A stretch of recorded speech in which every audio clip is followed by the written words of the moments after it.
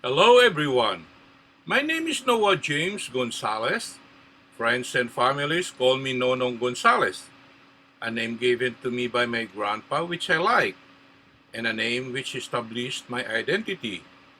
I invite you, together with my mom Angelia, Grandma Nancy, Tita Gian, and my grandpa Jimmy, to come travel with me as I journey around the world to see the beautiful places, its people and culture, and taste its native delicacies.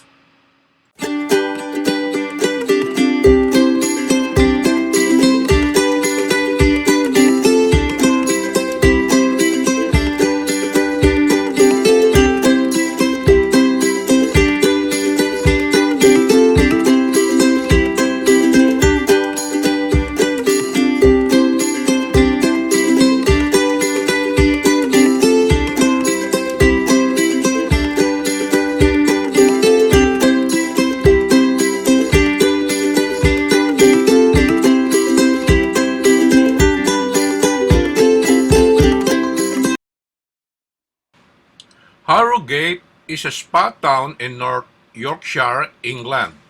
Historically in the West Riding of Yorkshire, the town is a tourist destination and its visitor attractions include spa waters and RHS Harlow Carr Gardens.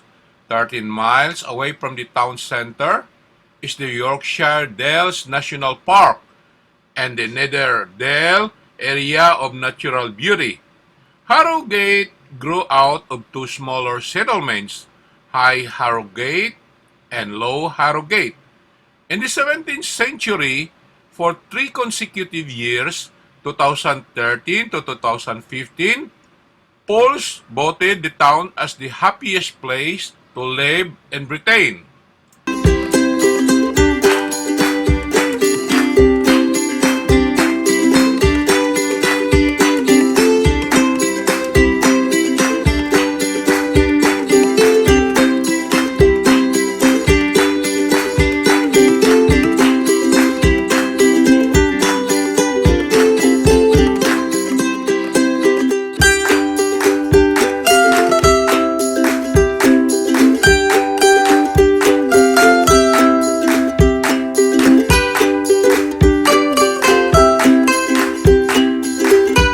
Stratford-upon-Avon, also called Stratford, is the birthplace of William Shakespeare. For centuries a country market town, it became a major British tourist center because of its association with Shakespeare.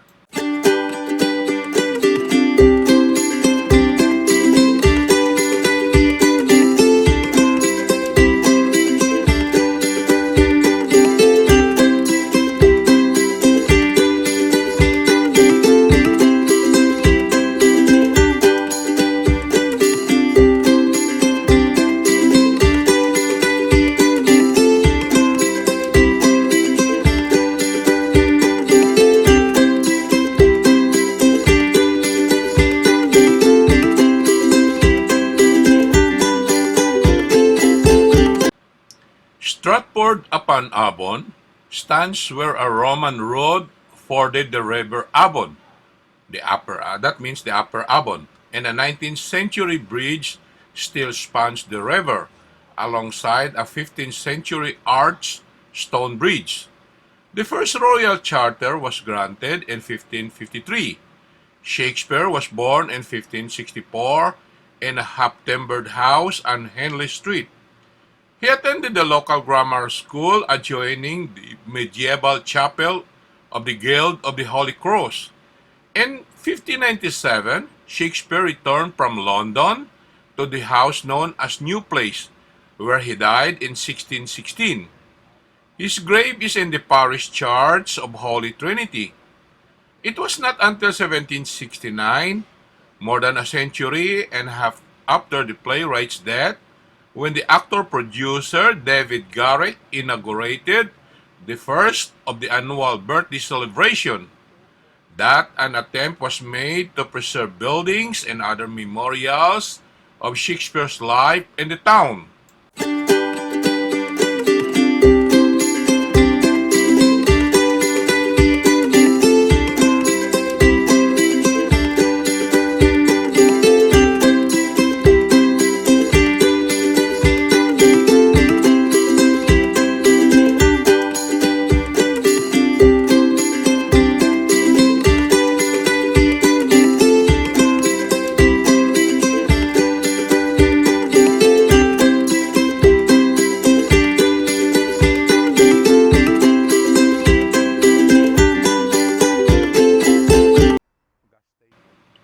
Sudeley Castle is located on the Cotswolds near Winchcombe, Gloucestershire, England.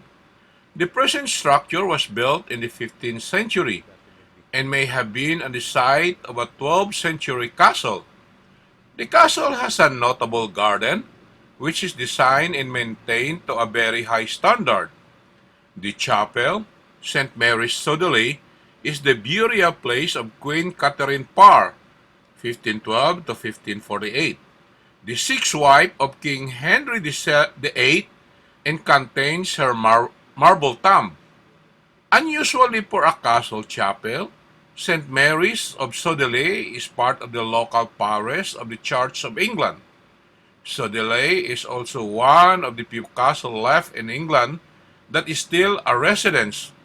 As a result, the castle is only open to visitors on specific dates, and private family quarters are closed to the public. It is a Grade 1 listed building and recognized as an internationally important structure.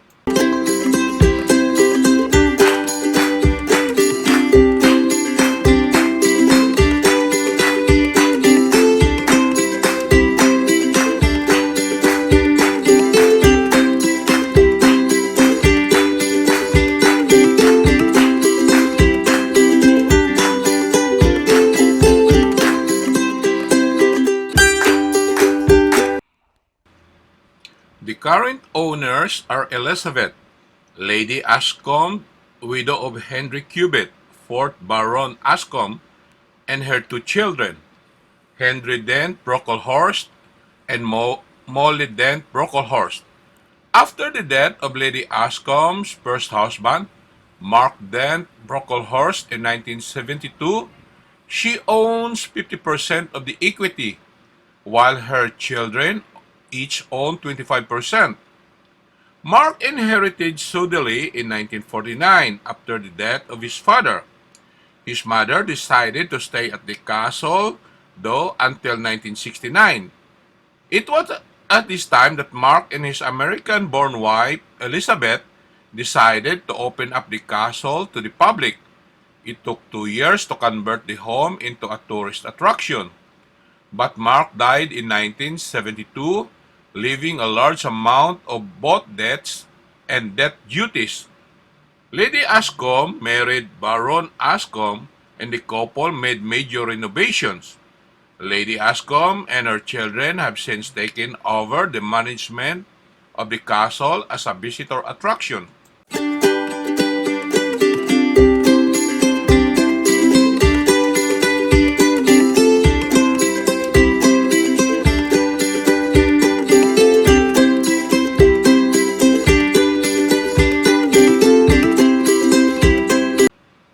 BBC4 featured an investigation into the castle on June 27, 2007, titled Crisis at the Castle.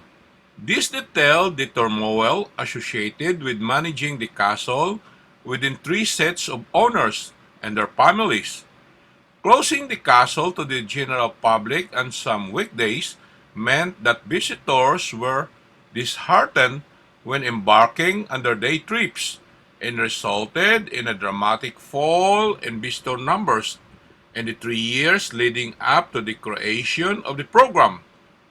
The castle is sometimes used for high-profile events, such as the 2007 wedding of English actress Elizabeth Hurley to Indian textile heir Aaron Nayar, which took place in the private chapel.